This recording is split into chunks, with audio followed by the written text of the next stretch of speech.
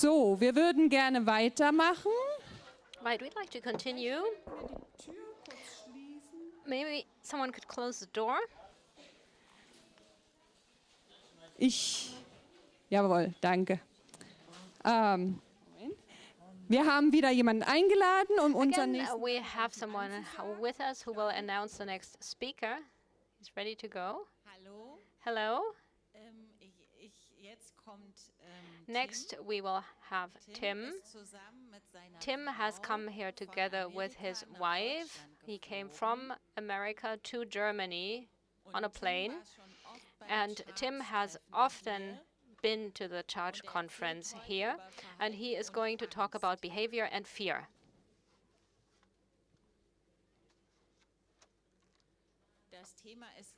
The topic is an interesting and exciting one. Enjoy.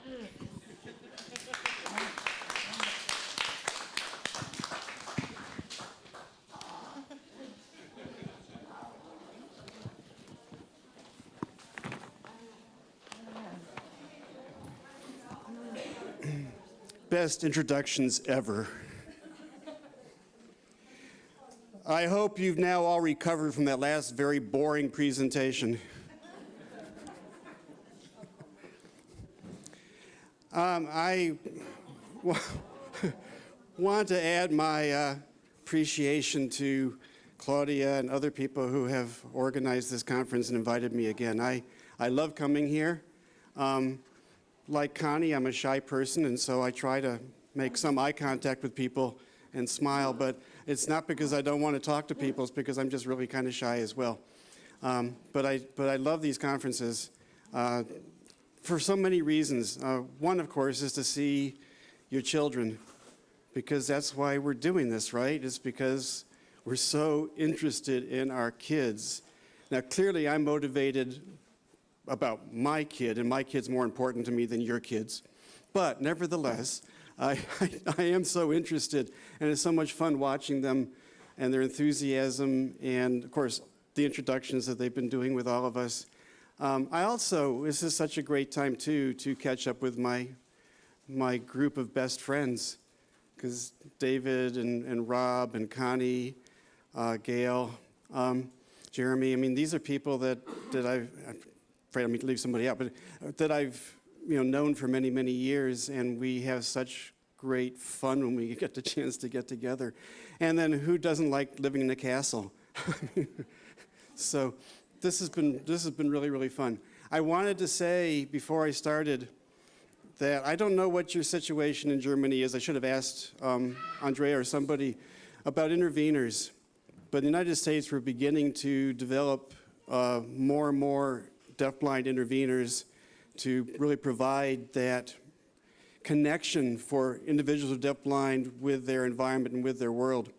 And my university is just starting this fall a certificate program made up of 4 college courses, which will lead in the United States to accreditation or certification as a deafblind intervener.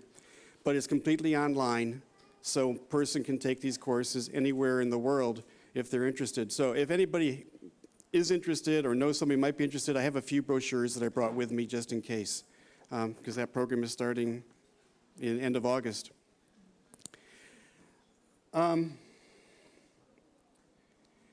So my wife and I are both psychologists, and I think usually being the child of 2 psychologists is probably not a good thing. But I think in the case of Jacob, it has been, because we have been able to think about his experiences and his behavior in ways that I think not everybody is able to do, because we kind of naturally were interested. Also, we're not just 2 psychologists, we're both school psychologists. So our specialization is in disability of school-aged children. And I think by and large it's been successful. We do disagree sometimes, Nancy and I, about the best approach, but in general it's gone very, very well. Most of you weren't probably here for the professional conference, but when Julie from California was talking, she she mentioned wondering, wondering about why our kids do what they do, and wondering about the best interventions, and wondering about programs. And as I reflected on her having said that, I've spent the last 11 years wondering about the behavior of children with CHARGE syndrome. I was anxious to be involved in CHARGE as a university professor when Jacob was diagnosed, and there was almost nothing out there in 1989 in the literature. And the first conference was in 1993 in St. Louis, Missouri. And I went and presented some research I'd done, but it was just the very beginnings of the whole coming to understand CHARGE. But it was not until 1996 when I was in Australia for their second conference, and I was asked to be on a panel with Nancy, actually, and a physician about behavior. And parents talked to the panel, talked to us about the behavior of their children, and I was shocked. My jaw just dropped. I didn't know that children with CHARGE could behave in those kinds of ways. And so I started thinking about it, and I started thinking about behavior as communication. And I can remember at a US conference, maybe it was the 97 conference, when I was thinking, geez, this behavior is so complicated. We need a psychologist to take a look at this. And I thought for a moment, Tim, you're a psychologist. Why don't you take a look at it? So I have ever since then. But I've usually started presentations on behavior by saying, I don't really understand it. I think I'm doing better. But the wondering, see, that was the thing. It never occurred to me back in 96 or 97 to stop wondering and say, well, they have autism. They have obsessive compulsive disorder. They've got attention deficit hyperactivity disorder or oppositional defiant disorder. I mean, those diagnoses, it just never occurred to me because those don't tell me anything. They don't describe what the child's doing, and they don't tell me why the child's doing that. I mean, if you think about this autism diagnosis, it's like, well, why does the kid act that? That's weird. Oh, they act weird because they have autism. Well, how do you know they have autism? Because they act weird. Right? And it goes around and doesn't get you anywhere. And I'm here to tell you, our children with CHARGE do not have autism. They've got behaviors, and I'm okay with autistic-like, because some of them are. But that's not an explanation. In fact, I think it can do more damage than it does good, because once a person says, oh, the kid has autism, they naively think that now they understand something. What do you understand from that? Nothing. It's not a blood test that tells you they have autism, right? It's their behaviors. And if I can identify the reasons why they behave, then we can do something about it. But having autism is not a reason, right? It's a made-up kind of thing. I tell people today that I think autism is a symptom. It's a symptom of something that's not right. Very often neurological, but then CHARGE is neurological. I mean, it comes from genetic. I should have said genetic. It's genetic, but CHARGE is genetic too. And last I looked, they have like 65 candidate genes for autism. Do you think it's going to come down to one gene? No, there are probably going to be 28, 30 genes that can lead to behavior, which we call autism. So we see the behavior, that's a symptom of something that's not quite right. All right, and same thing within CHARGE. If you see behavior that looks autistic-like, okay, something's not working properly. What is it? What can we understand? So that's why I was so thrilled when a couple of years ago Nancy said, they don't have OCD. I said, well, I don't know, Nancy. It seems like they line stuff up. That's not OCD because it's not based on false anxiety. It's based on realistic anxiety.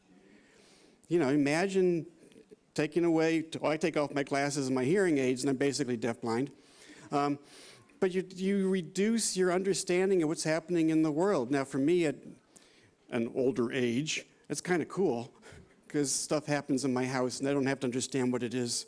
I can just observe it. But seriously, think about that kind of experience, and what happens to kids who are deafblind? Well, all sorts of stuff they have no way of understanding. someone walks in, I did this. I walk into Jacob's room, pick him up, take him out, stick him in the car, and we're off. Well, I know where we're going, right? Does Jacob know where we're going? No clue, right? We could be going, 5 minutes to the grocery store, 10 hours to visit relatives. He just has to kind of go along. That would really pose problems for me. I kind of like to know what's happening. So I was really thrilled when Nancy said, no, it's not OCD, it's because it's realistic anxiety based on their daily experiences of not really being able to figure out all the stuff that's going on. I wasn't sure how the people who are experts in OCD would think about this. But last spring, we had a poster session at my university, and my student Shanti, who's here with my other student Megan, her poster out there in the hallway on calendar systems and anxiety. Basically, we had that poster there, and one of my colleagues, who's a clinical psychologist who specializes in OCD, walked by and looked at it, and I thought, uh-oh, because she's not a really pleasant person to begin with. So I didn't know what she was going to say, but she said, that's right, doesn't meet the diagnosis. They do not have OCD. I said, whoa, this is cool. They don't meet the diagnosis because their anxiety comes from realistic situations. Now, if you grow up in a chaotic environment, after 18 years, you might have OCD, right? I mean, these things can develop. Anxiety can be, and as an adult, where you may even need the medication, can be a result of growing up in very chaotic situations. Nancy said to me during the break, do you think I disclosed too much about my own experiences? And I said, well, Connie did it. I think you're okay. But she grew up in the most chaotic environment in the world. 6 siblings, a father chasing their mother around with a knife, sexual abuse taking place. I mean, it was really, really, really bad. I think her OCD came by her honestly. So I do think that we have to be very careful to think about how can we provide environments in which our children can feel more secure and less anxious. So that's kind of what I'm talking about, and that was a long introduction, which is going to extend it one bit more. By the way, it turned out we had more time to present than we knew we had, so you're getting a longer version, which I know you're thrilled about. But still, I think I'll have you out of here before 6. There's even a little clock here to remind me. So in trying to understand the behavior of the years, I've come to what I now call the big 3 sources of the behavior in CHARGE syndrome. I may change it. I've already changed it once. I had a different big 3 than I have now. So one of the big 3 is pain. And Nancy did a really nice job of talking about the pain. I mean, how do you act when you're in pain? And if you had a videotape, went back to look at it, would you be kind of embarrassed by how you acted? All the whining that you did? But so, yeah, I always say pain first. Look at pain first, and Nancy reinforced that. The second thing on my big 3 is the sensory issues. And Nancy also addressed those, and David Brown does a great job of addressing those, and he'll talk about that tomorrow. Because not having the sensory systems working together in a coordinated fashion contributes to an uncertain world, a world that's hard to figure out and interpret the way we interpret it because we know what's going on. We can see and hear and smell and taste and balance and all those kinds of things. The third of the big 3 is anxiety, which is the focus of my talk today, because I became persuaded that so much of what our kids are behaving about is their anxiety and their rebellion against the conditions that create the anxiety. So I think they're angry. I think some of the aggressive behavior that you see is because they're feeling so extremely annoyed by not being able to live in a predictable world. This is not our fault as parents at all. I think there are things we can do about it, which is what I want to help with. But I think that, because I think that's what we can do. It's normal for them to experience this anxiety just given their sensory impairments. But we can do things to help reduce the impact of the anxiety. Now, David said yesterday, if you were here, that I was going to talk about self-regulation, which is not actually in my PowerPoint. But I do think self-regulation is extremely important, helping us learn to regulate our behaviors. And we learn to keep our behaviors. I think of the behaviors we have to regulate, our feelings, because if our feelings aren't regulated, sometimes we're way up here and sometimes we're way down there with our feelings, right? I'm off the handle, I'm having a temper tantrum or a meltdown, or I'm very passive and not showing anything whatsoever. We have to regulate our thoughts to keep our motivation going, to keep ourselves focused on the task that we want to achieve. We have to regulate our behavior. You know, there are times, have you ever had this where you wanted to absolutely haul off and hit somebody? Claudia has, the rest of you not so much. But you probably didn't do it, right? I mean, maybe Claudia did, but but probably you didn't, because you're able to regulate that behavior and to pull it back and keep your behaviors under control. And there's physiological self-regulation, where we have to keep our arousal levels under control. So you're sitting here listening, and this is the end of the day, which is a choice time to speak, right? Not so much. But you're trying to keep yourself awake and alert, and so you will do various kinds of behaviors that Nancy pointed out, I think David pointed out, people are doing things to keep themselves regulated and able to participate. We have to regulate our pain experience, regulate our sensory issues, and regulate our anxiety. And so helping people develop self-regulatory skills is really, really important. And I'll say this now, and I may say it again. I've lived with Nancy for now 29 years, as of last Monday. We always say it's like 29 minutes underwater. But I'm very self-regulated. You know, I like things kind of organized, and I'm very organized about getting places on time and having a relatively ordered life. Even my bedtime routine is very rigid, right? You brush, you floss, you wash. I mean, it's like this is the stuff you do. She is so dysregulated, it's incredible. When I travel out of the country and leave her home, which I really enjoy, it's been great this time, it really has, but things fall apart at home, and she hates that. So she hated my traveling for years and years and years, because when I left, then dishes don't get done and laundry doesn't get done and no one goes to bed at any particular hour because it's just kind of chaotic. I get that. I love her anyway. But raising a child with CHARGE syndrome, if you're a dysregulated person, fix it. Okay? It doesn't work well for our kids. Our kids need a very well-regulated life. They need to have things be predictable. They love routine. You know, as soon as they figure out what the routine is here, then they're comfortable. But when they first arrive and they don't know what the routine is, and if there's not as much routine, which typically there's not, you can start seeing some very interesting behaviors on the part of our kids, because they're trying to figure it out. And it raises anxiety. And so the result is sometimes some behaviors that, well, the nice thing about coming to a CHARGE conference is that our kids' behaviors are just cute, right? I mean, nobody's terribly upset by any other child's behavior. You know, I just had one, and my dad's probably in here, but he just came over and leaned on me for a long time. The dad said he's really tired, and I went down and looked at him eye to eye, and he gave me this big grin. I said, oh, you're playing me. But this is so cute. You know, Jacob would go to a CHARGE conference and lie on the floor and spin around, and people just step over him, right? It's okay. It's okay. But if we want to avoid that, anticipation.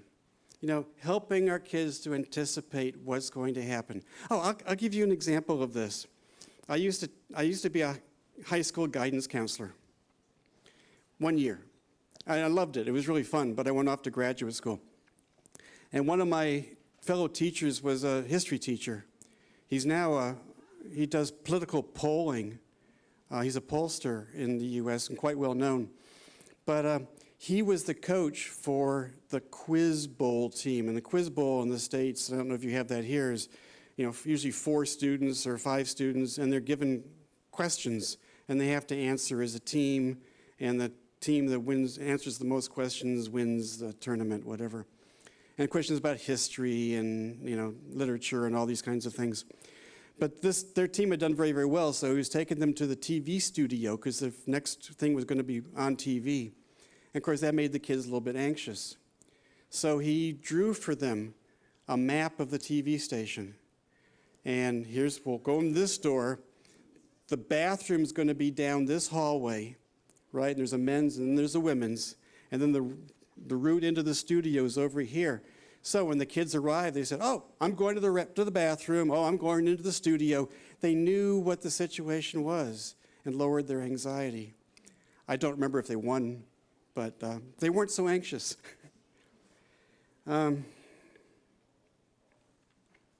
So, anxiety.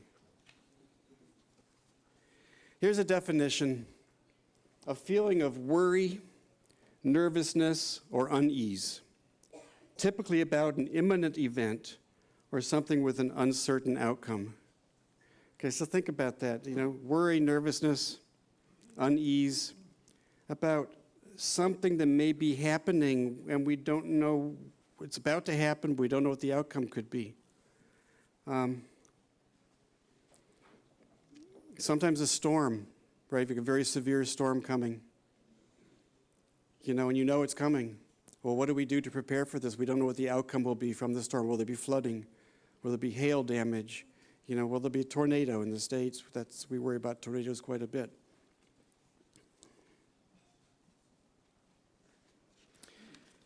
So what does anxiety look like in children? And I just stole all these from the internet, but they were all under the Google term anxiety, because I think anxiety looks very different from child to child. So you may say, well, my child doesn't look very anxious. Well, some of these kids look sad, some look like they're really upset, but anxiety can be a cause and lead to many different kinds of ways of expressing oneself. Our job as parents of kids with CHARGE is to understand how our child expresses anxiety. And that's not easy to do, especially if we don't recognize that they probably are experiencing anxiety. Here's a list of behaviors which have been identified as being associated with anxiety. And I love this list because it describes so many of the kinds of things that I've seen my kid and other children do. I really wanted to draw your attention to the second one in the list. Anger, aggression, restlessness, irritability, tantrums, defiance. I don't think those are things we associate with anxiety so much. And that's why it's so important to recognize that this is a primary symptom of anxiety in many, many people. That aggressiveness, that anger may be coming out of a feeling of being out of control and therefore anxious about my life at the moment. But all of these things can be symptoms of anxiety. You can pick out your own personal favorite. I like avoidance. That's a good one for me. I don't know what your own personal one is, but poor memory and concentration, that's a good one as well. Again, trying to figure out what our kids do for anxiety is really important. And sometimes the only way to know is to do some intervention for the behavior and see, related to anxiety, and see if reducing anxiety means that behavior is reduced. One thing that makes this particularly difficult is that the same behavior can have many different sources. This is really a problem. Nancy mentioned last time that Jacob would stick things in his neck and go like this, and it almost always meant ear infection, but not always, right? Our kids can have a limited vocabulary, so to speak. in terms of the words the behaviors they have to communicate different kinds of things. So for example, sleep problems can be caused by pain, right? And pain is worse in the evening. It can be caused by self-regulation issues. I can't regulate my sleep-wake cycle very well. Or it can be caused by anxiety, right? Or anxiety could be related to the other two. But it makes it hard to know what the problem with sleep is the result of. Again, tantrums, meltdowns. Just general complaints. I'm just not happy with things right now, and therefore I have a temper tantrum. I've been really good. I don't think I've had one for 3 years now. I'm doing better. Frustration and anger can be lead to temper tantrums. Pain. You know, I've had as much pain as I can tolerate, and now I'm having a meltdown. But also anxiety. So it makes it very tricky to say, well, that behavior is due to anxiety. I don't know. That's why we say check pain first and recognize the impact of sensory issues and anxiety. But what do people have to be anxious about? So I wanted to look at this list because it really nicely, I think, illustrates some of the situations that we find ourselves in that can create anxiety, but also that our kids, I think, experience on a daily basis. So the first one is novelty. So what's a novel situation? A novel situation is one I haven't been in before. So my first trip here 6 years ago to this conference, and I was in a castle. I'd never stayed in a castle before. That was novel. I did not have a meltdown. You know, I was pretty good. I didn't get terribly anxious, but of course I was anxious. I mean, anytime I fly someplace, I know it's going to be a different situation, and I'm going to be anxious. I'm less anxious generally flying to English-speaking places because it's less novel, right? And you can have a better sense of where people are thinking. It was really kind of fun. I was in the Netherlands just over a year ago and went to where Connie works, and I did a presentation on CHARGE, and I had a student with me, and we met with Connie's lab. And the next day we were going to a CHARGE meeting of the families in the Netherlands. And Connie said, oh, by the way, they want you to give a talk. I said, oh, okay. So I put together a quick talk. And then we started in, and because the families would come in, I'd try to make eye contact with them, and they just walk right by. The Dutch, you know. But just walked right by. And so I tried to smile at the kid, and they were kind of ignoring me. I'd stand nearby, and I'm shy, so it was really hard for me to do this anyway.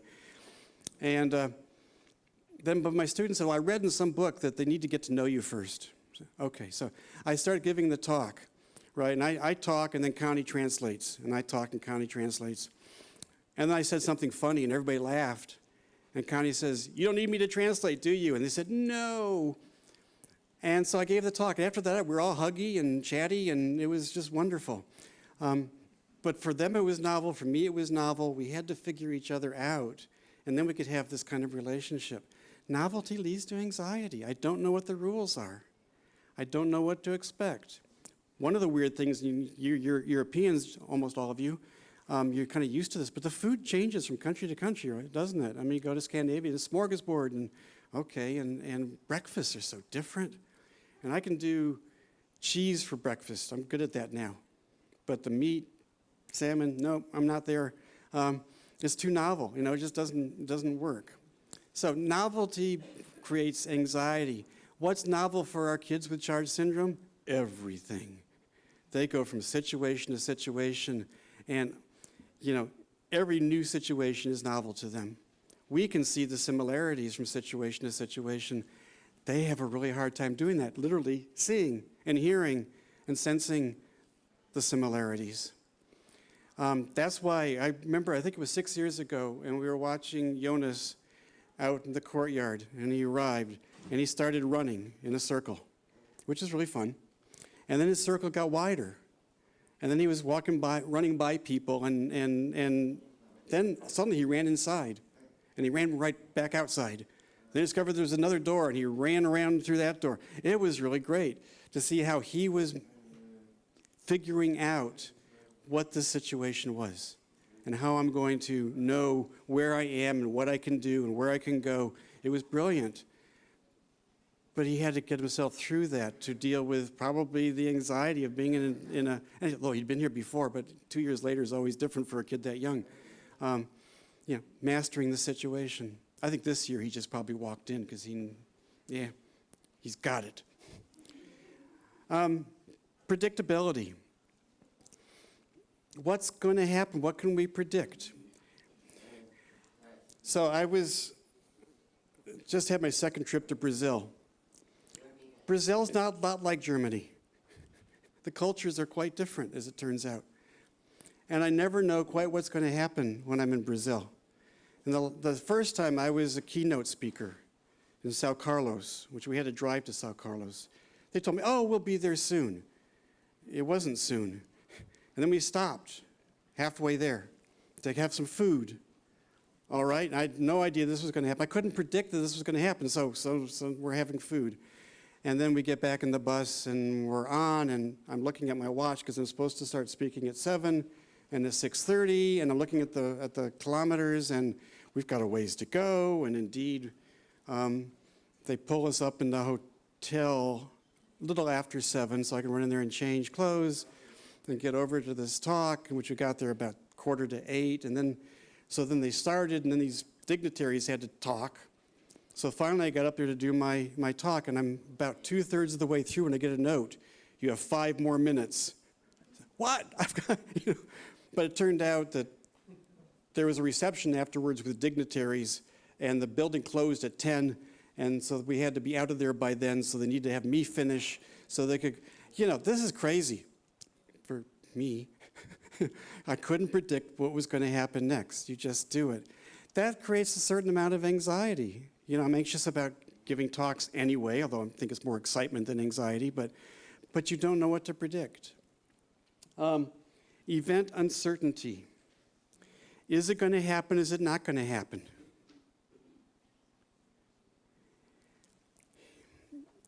I usually use weather-related kinds of things for this. In the States, we have lots of tornadoes, especially. The thing is, I've lived 6 years in Iowa, 4 years in Texas, 11 years in Kansas. That's Tornado Alley. I never saw a tornado. Saw the aftermath, but never saw a tornado. But they'll put out a warning, right?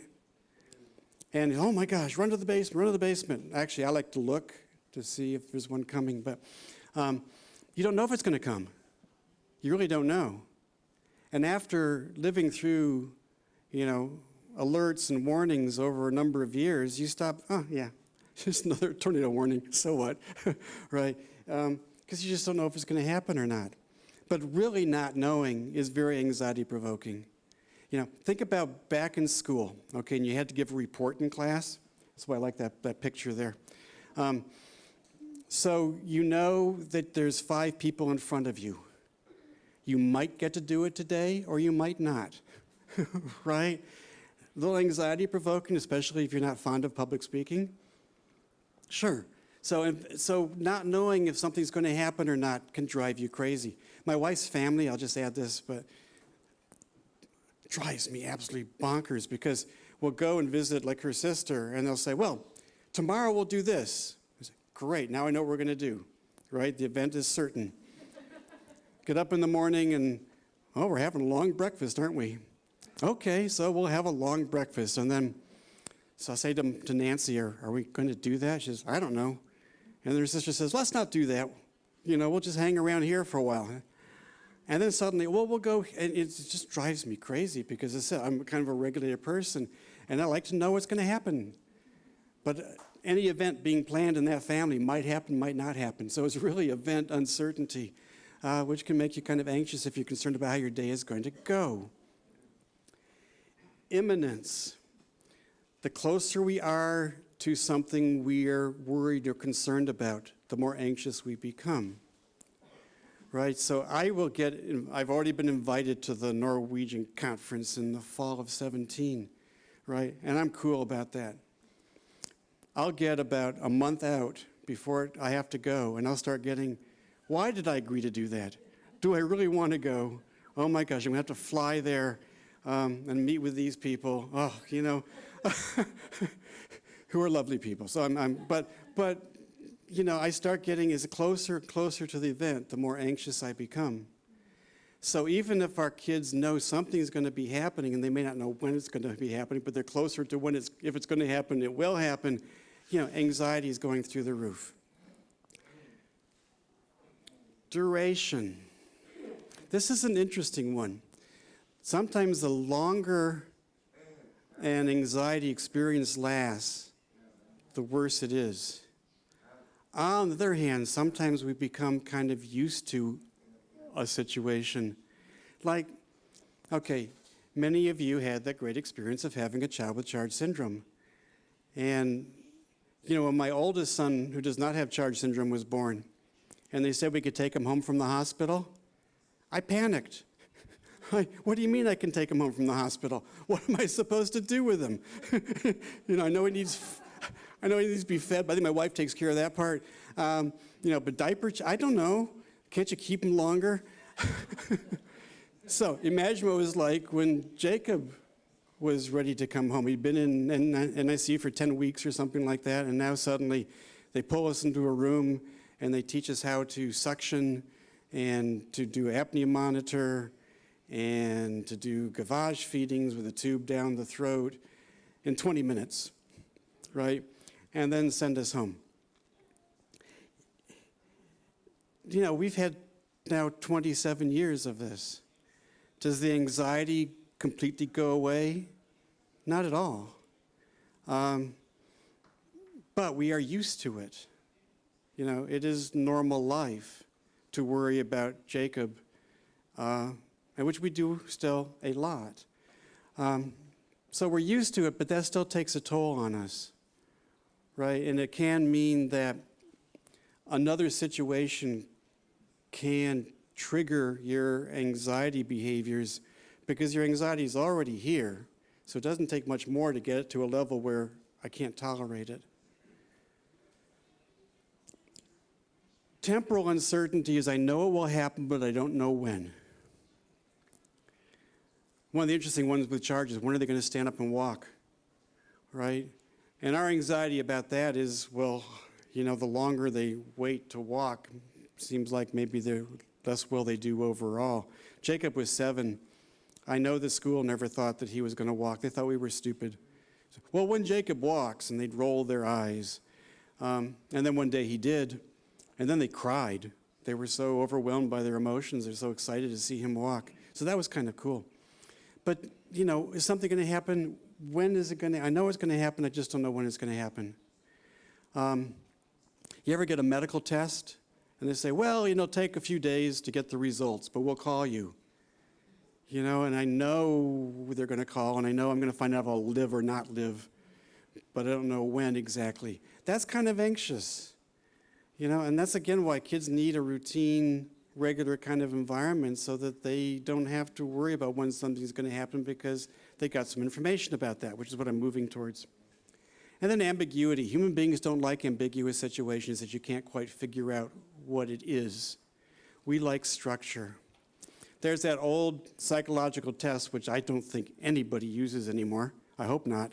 But it's the Rorschach, and you see the ink blot, right? And so it's just a blot of ink. And you're asked to tell the psychologist all the things you see in that ink blot. Well, the rationale behind it was that the ink blot's an ambiguous stimulus. We don't know what it is. And so as I say what I see, I'm putting structure on it, which reflects my personality, okay, the way I personally structure things. But that's the issue with ambiguity. We try to structure situations to make sense out of them. But when things don't happen as predicted, then it all falls apart and our anxiety stays very, very high.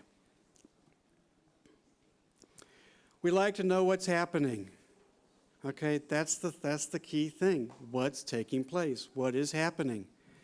And if I can't see very well and I can't hear very well, I may not know what's happening. But I know for me, as a father of Jacob, it's hard for me to clue into the fact he didn't know what was happening because it was very clear to me, right? And we're so busy with our lives as parents, at least I was, with what I needed to do, it didn't occur to me that Jacob wasn't kind of clued into all of that and didn't know himself what was happening. I have my English version here. We like to know what's going on. What is going on right now? And you may be wondering that. Come on, Tim, get to the point. But that's what we like to know. What is it? What's taking place? What's happening? I went out to break, right, before my talk here. What was happening out there? It was very hard to tell. It wasn't what I expected.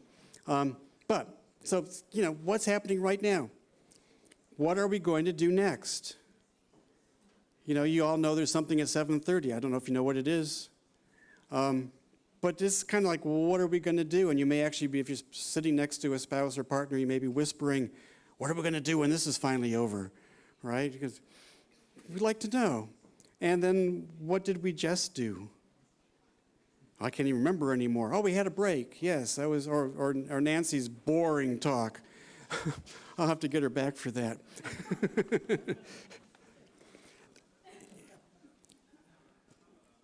When we're not sure, we become anxious. I got notes here. Yeah, we engage in behavior to express our feelings. And that behavior sometimes can be withdrawal. I kind of pull into myself. Jacob will often go into his room and slam the door and just lie in his bed, withdraw. Or it can be aggressive. It can be a meltdown. There are other kinds of behaviors when we become anxious. We engage in that behavior which expresses our feelings. We engage in behavior activities that help us feel more secure. So that can be, I won't do a show of hands here, but how many of you, when you're extremely stressed and anxious, go into your bedroom, lie down on your bed on your side, and suck your thumb? Right, you don't have to raise a hand, but that makes us feel more secure. Sometimes I think kids with charge take out their anxiety by attacking the person they feel most secure with, and that's often mom. And I get many, many emails from mothers saying, it's breaking my heart that my child keeps hitting and biting me, but not their father or their siblings. It's always me. And I will say to them, it's because they trust you the most, right? You're the most important to them, which may make them feel a little bit better. But I think it's absolutely true. That's the person that they will pick out to show the anxiety against, because that's also the person they have the highest expectations of, that you are going to help me to get through this.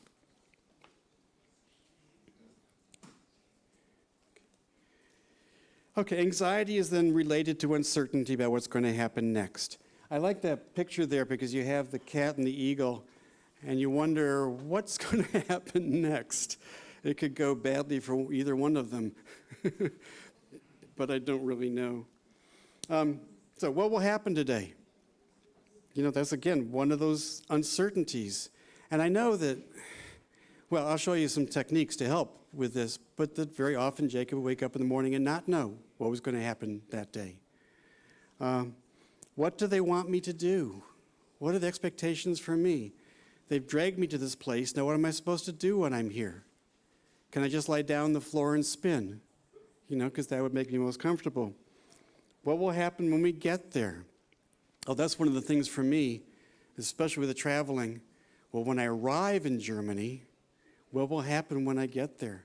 Will the person who's supposed to transport me be there to transport me to the castle, or what's going to happen exactly?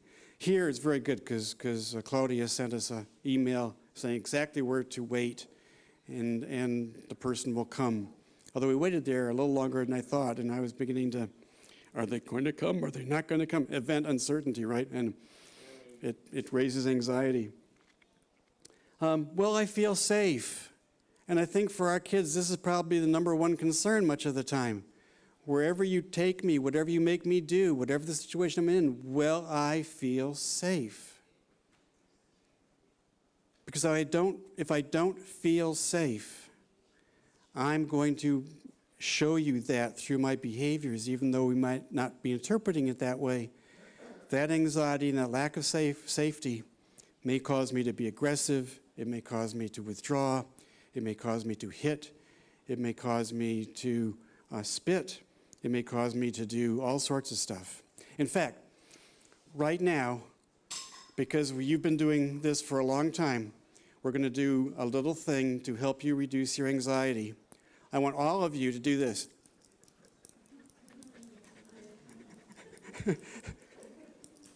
Good, huh? You wonder why our kids do that? It's wonderful. And try your child's stuff and just see what you get. It's magnificent. They're so clever. The world doesn't always make sense to our kids. It doesn't always make sense to me. I come from a country where they're about to nominate a guy named Donald Trump. It makes no sense to me. This is crazy. This is idiotic. This is embarrassing. I almost didn't want to come to Germany because I was afraid someone would say, "What's with you guys and Donald Trump?" And I would have no answer. So the world doesn't always make sense, but it makes probably more sense to me than it does to my kid with Charge. It can be so unpredictable, and that's the problem. So, one way to increase predictability is to have a calendar. And I tried very hard to circle. I have a check mark by the 17th. I didn't even see that. So, 17th, you're giving a talk, right? So, it's predictable now, and I can look in advance. I can look months in advance. I can look a week in advance, and I know what's happening to me. We use calendars partly to reduce our anxiety. You may have a work calendar, and I go into work in the morning, I look at my calendar, and it tells me the things I'm going to do that day. Very, very helpful to me. Some days when I forget to look, I get that 15-minute alarm. It says, whoops, and oh my gosh, I was supposed to be in such and such a place. I'm glad it's 15 minutes because I can usually get there. But yeah, and that's scary. That's anxiety-provoking. So it's nice to know what's going to happen. So we use calendars. Now, a calendar like that may not work for many of our children. I know it would never work for Jacob. So we have to think of other ways that we can produce the same kind of support.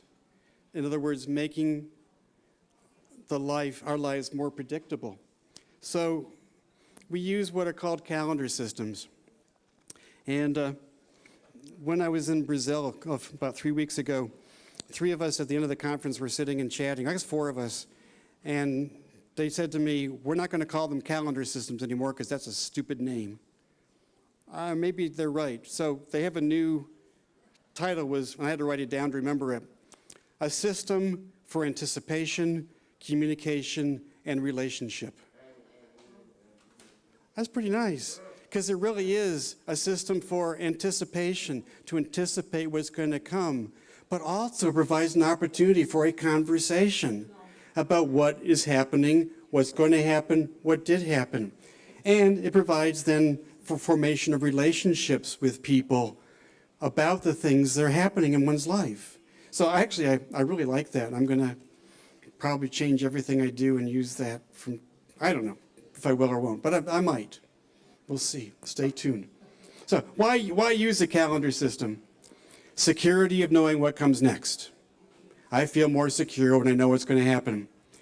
Being able to anticipate things. Looking forward to something.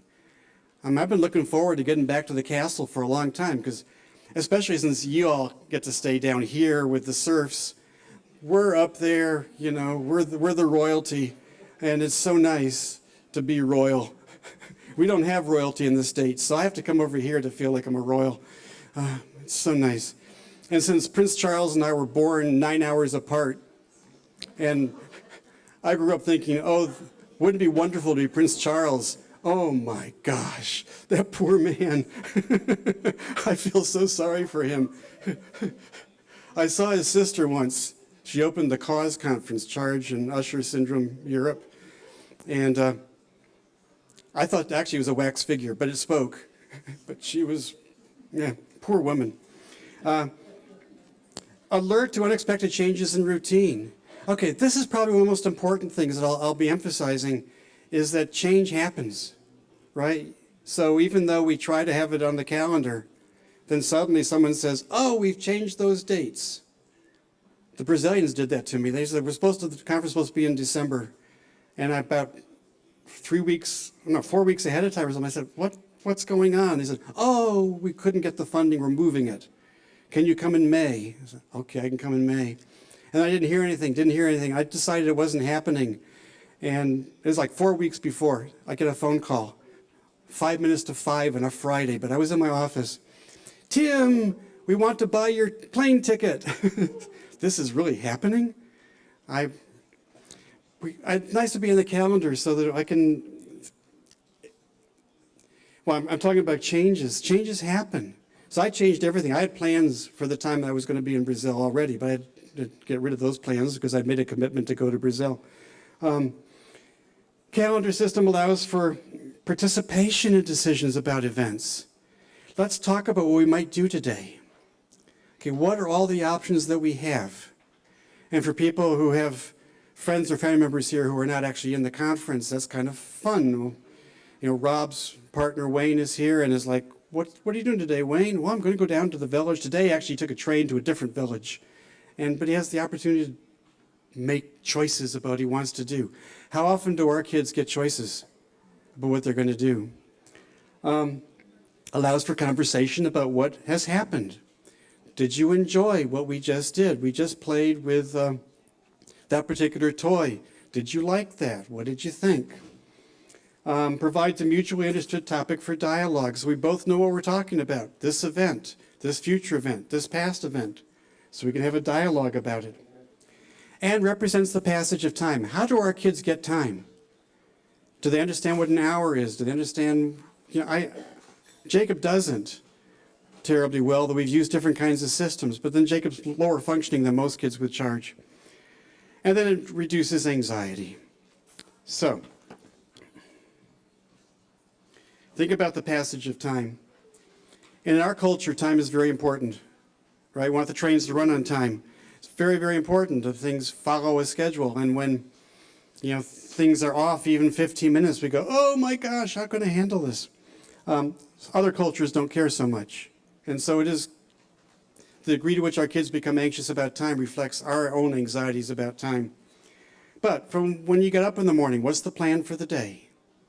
And think about during vacation times in particular, when you wake up, so what are we going to do today, right? But we want to know, we want to have some ideas, because otherwise nothing will be accomplished, and I might get a little anxious about it. How often do our kids get to participate in that kind of, what are we going to do today?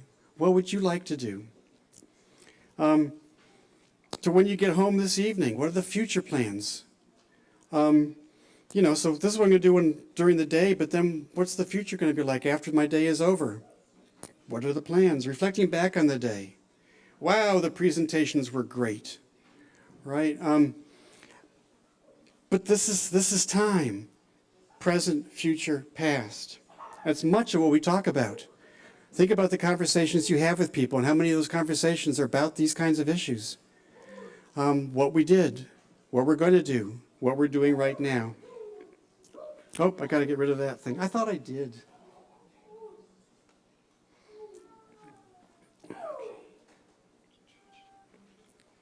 So imagine waking up in the morning and no idea what time it is. No idea what will happen today.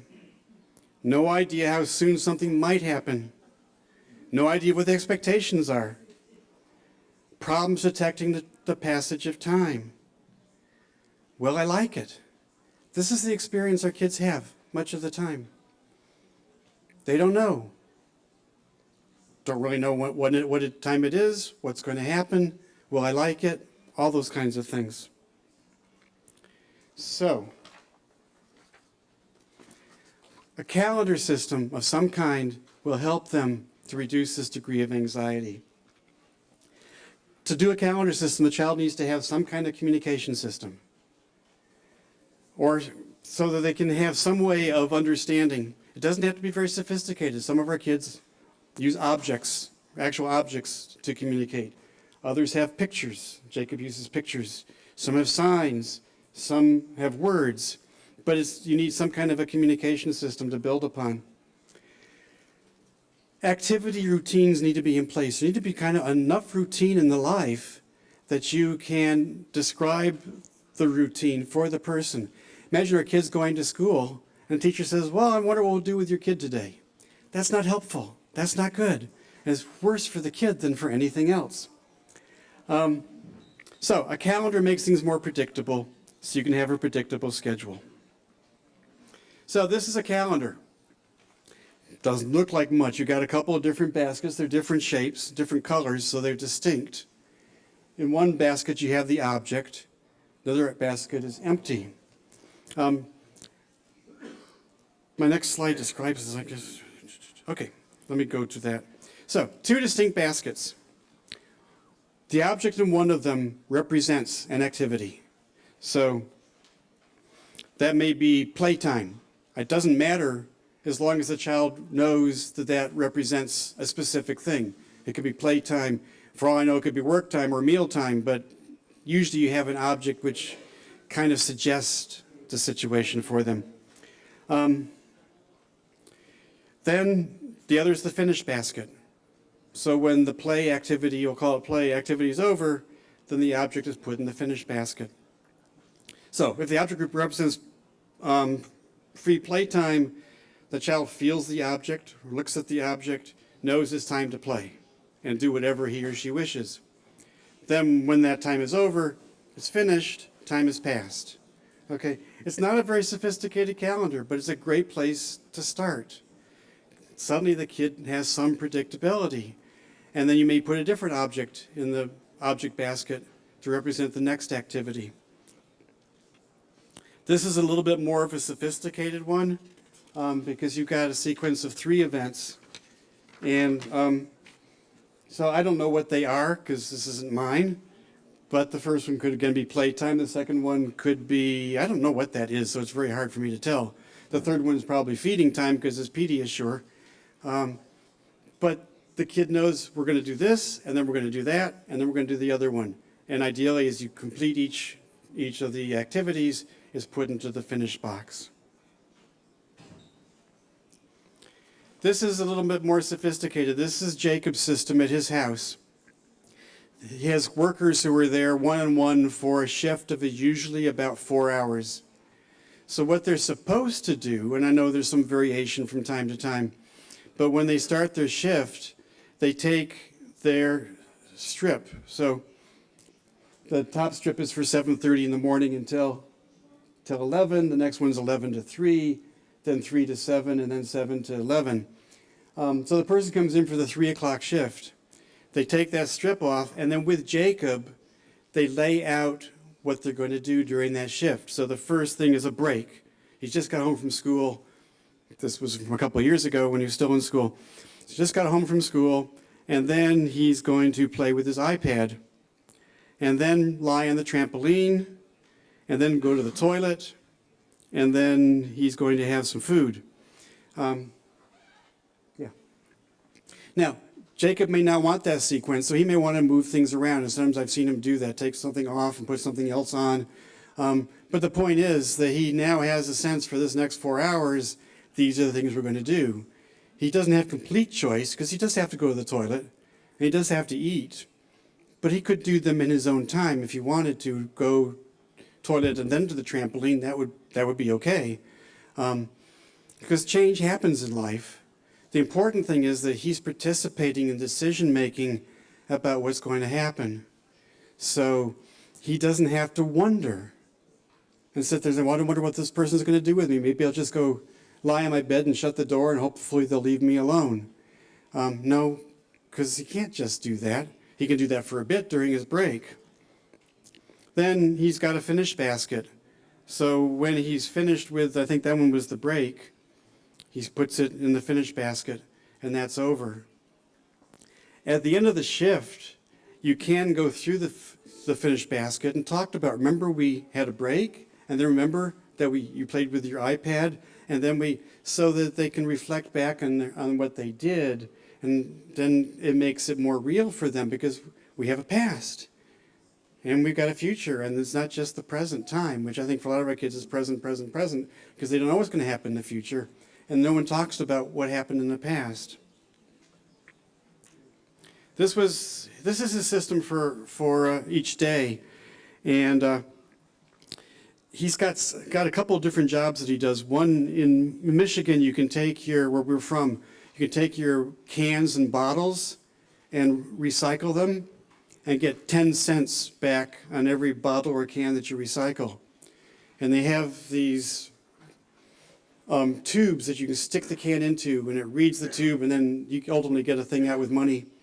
So that's one of his jobs. It's called Jacob Can, which is quite cute. He also goes to a diner, restaurant, and does some cleaning, and I think he cleans menus, and he does some dusting. He does that for an hour 3 times a week, and then when he's finished doing it, he gets a milkshake, which he enjoys. So to lay out his week, we've already done Sunday, so that's empty. And then Monday, he's going to go to the diner in the morning and then return cans in the afternoon. The next day, I think that's actually, he goes and does to a pet food store and puts dog biscuits in bags. And I think that's what that one is. He'll do the dog biscuits in the morning and then cans in the afternoon. Then it's back to, so he has a way of predicting for his entire week. The other sign there is just home. That's really much, you're just going to be home that day. You don't have any work from that time period. So he can look at his whole week and figure out, like a calendar, what's going to be happening. If there's a change, you don't just rip it off. We have a circle with a line through it, and you put that over it so he can see, no, that's been canceled. But you have to tell him as early as possible that it's been canceled so he can see, no, you're not going to be going to the diner that morning because that's, for whatever reason, not happening today. That was really happened more often when he was going to school and you'd have a snow day and suddenly, you're not going to school that morning because the schools are closed. This is not ours, but it's one of the things interesting about this one is it's geared towards a person who's got a different primary activity every day. So Wednesday, this kid goes swimming. And on Saturday, they're home. You'd have to know what those all were. Oh, packaging. Can't read them very well from here. But so if it's a distinct activity every day of the week, that's kind of nice because it teaches them Monday, Tuesday, Wednesday, Thursday, Friday, right? Because it's different every day.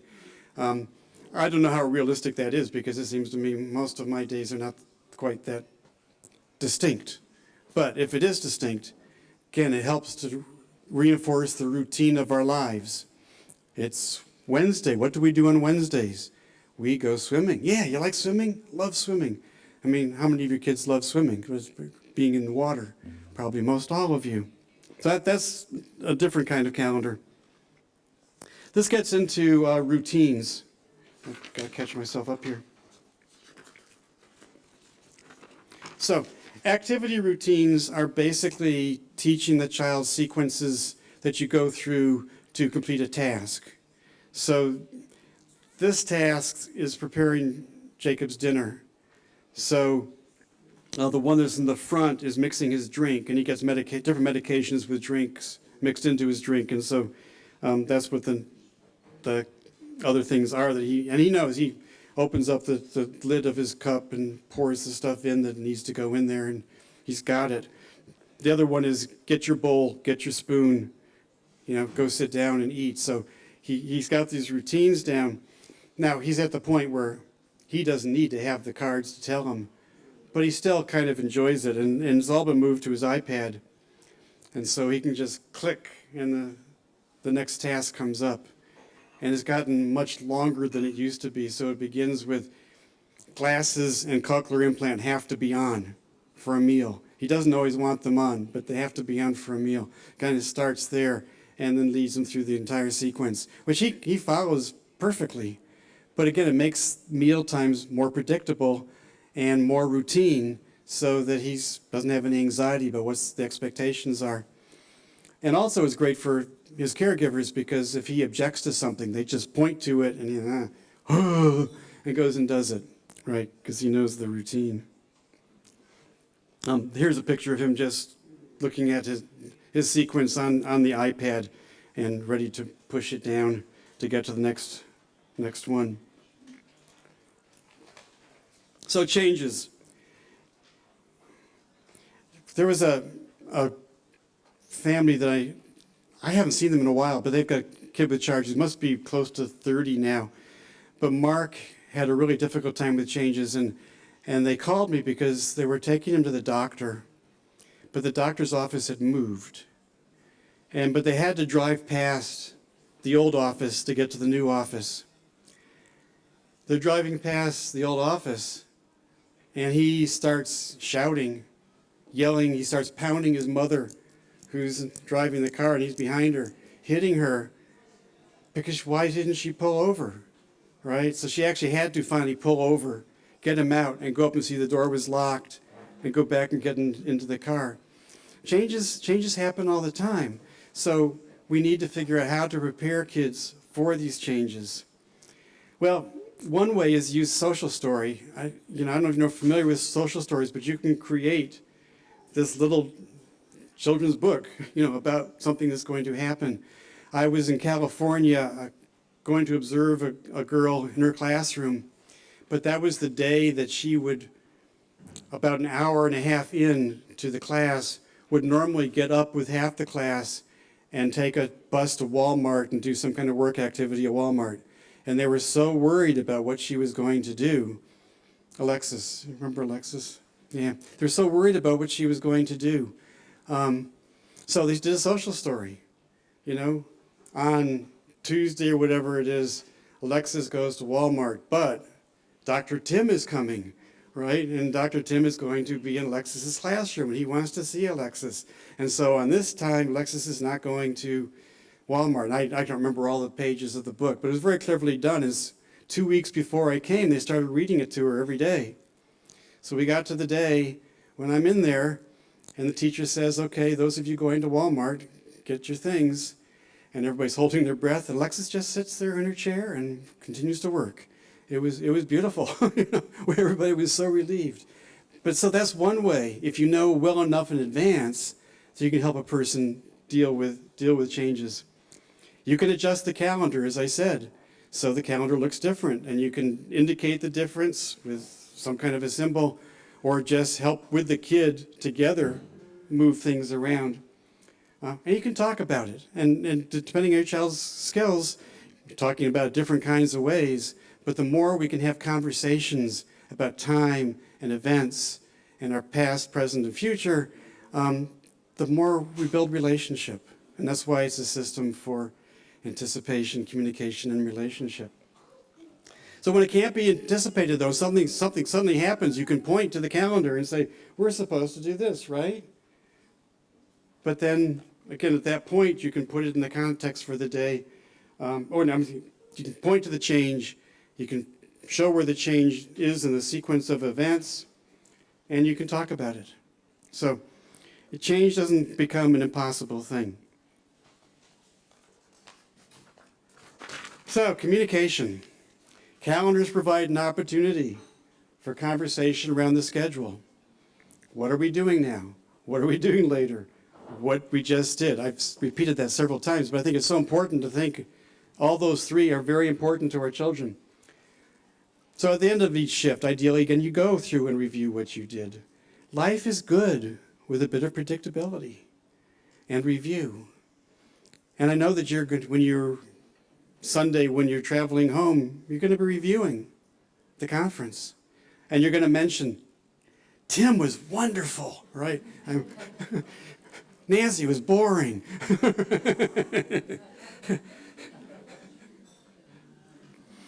So again, the definition, I won't read it again, but the definition of anxiety. You should still consider pain, issues of self-regulation, and changes in routine. Okay, those are still really important. All the sensory issues are very important. All of these can lead to anxiety. But calendar systems and activity routines reduce anxiety because it makes life more predictable. That's Jacob on his tricycle. my contact information. Please do not hesitate to contact me. I can use Google Translate. I know some of the German professors at my university. I took 3 years of German in high school and 1 semester in college, but the semester in college was still 1967. It's been a while. But I would work with you, so don't hesitate to contact me at any time about any of your kids or any situations. Thank you very much.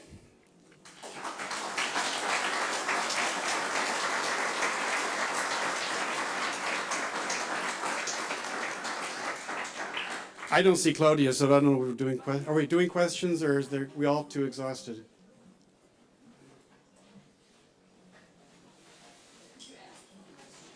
If there are questions, I'd be happy to answer. Okay. She speaks English, but you need the microphone. Thank you. Okay, a bit closer. Hi, thank you for your very interesting talk. So, if I understand rightly, the sort of professional that you would advise parents to go and see to help identify the right sort of intervention for behaviors is a psychologist? Not necessarily. Not necessarily. No. There are many, many psychologists whose advice I wouldn't ever take. Okay. So, as a parent, I would like help in identifying behaviors that my daughter has and how we can intervene to stop it becoming a habit, a habitual response to situations that she then anticipates. So I don't know to whom I would address my concerns, what sort of professional I would go to here in Germany. I don't think it's the type of professional. I think it's the person. So, asking for advice from other people. Who have you seen? Who have you found to be helpful? Very often it's a teacher, deafblind specialist, occasionally a medical person. Sometimes it's just a speech pathologist who really understands. You need to find somebody who's very, very good at observing your child and doesn't want to just fix it, wants to understand it. Because it's no good to do these quick fixes. They don't tend to work very well. And very often, even with the medications, although they can be helpful, I've seen it's not working well, they add a second medication. Still not working well, they add a third medication. I mean, this is just covering up the problem. If we can determine it's a medical issue and they need medicine, terrific. But let's figure out what the source of it is first. So that's the kind of person you want. You want to actually, ideally, in a school situation, you want a team of people who are all intrigued with understanding what this behavior is. And rather than, I can remember one of our early team meetings, and when Jacob was probably in first grade, and they said, oh, he's got that new behavior, we have to figure out how to stop it. Oh my, and I was then, of course, anxious, and what's the new behavior? And he's doing this. Yeah, and the deaf-blind specialist was there and said, oh, he's doing that? That's amazing. He's actually being able to stimulate his vision from farther away. This is wonderful. And I wanted to give her a big hug because, suddenly this thing became something cool and not something to get rid of. So, yeah, our kids will find sometimes the weirdest behaviors in the world. When Jacob's in pain now, one of the things he does is puts his hand under a faucet so that the water splashes everywhere. It's a really attention-grabbing behavior. So I don't try to get rid of that behavior. What I try to do is respond to it. Because when he feels secure in the knowledge that we are going to respond to behaviors in general, he lightens up and loosens up and things go much better. But in terms of the type of person, no, some psychologists are going to want to do applied behavior analysis with your kid and make them prompt dependent, and no, you need someone who can observe very carefully and come up with ideas. Great question.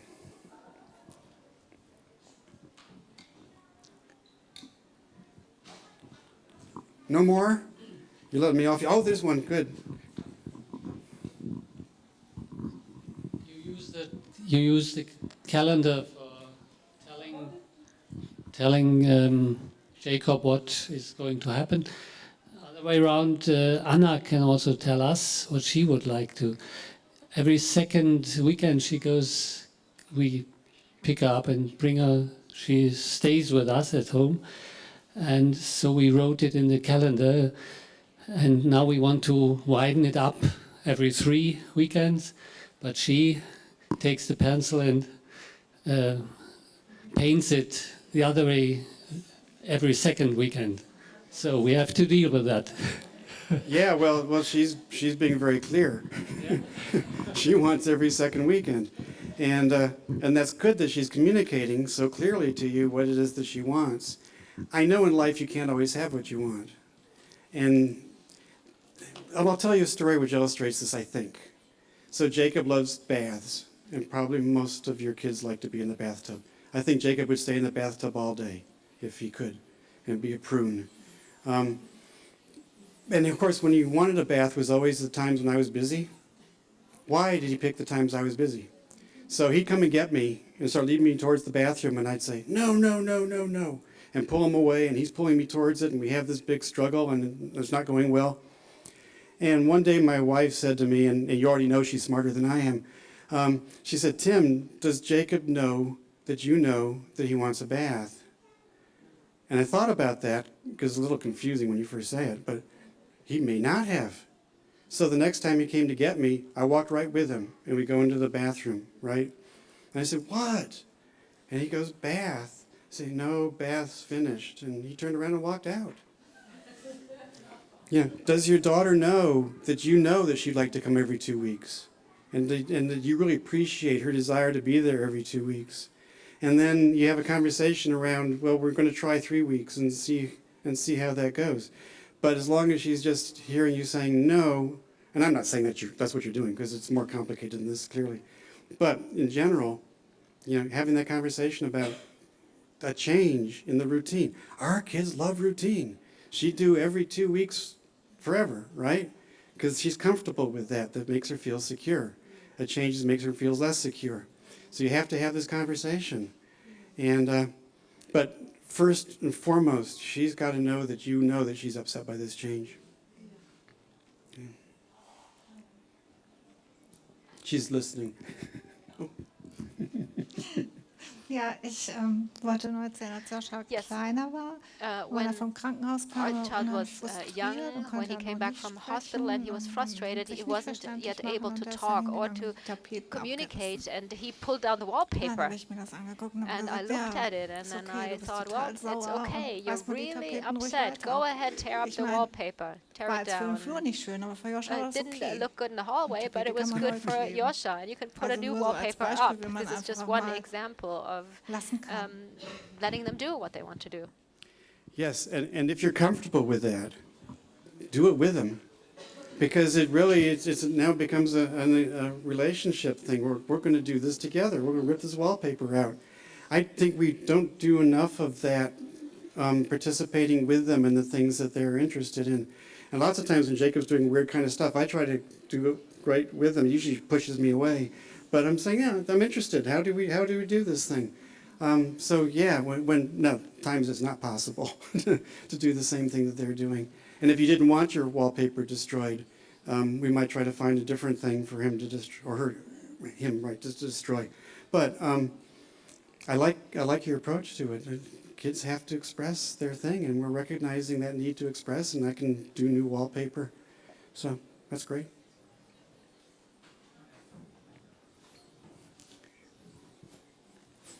All right, cool. So, vielen Dank, Tim. Thank you very much, Tim.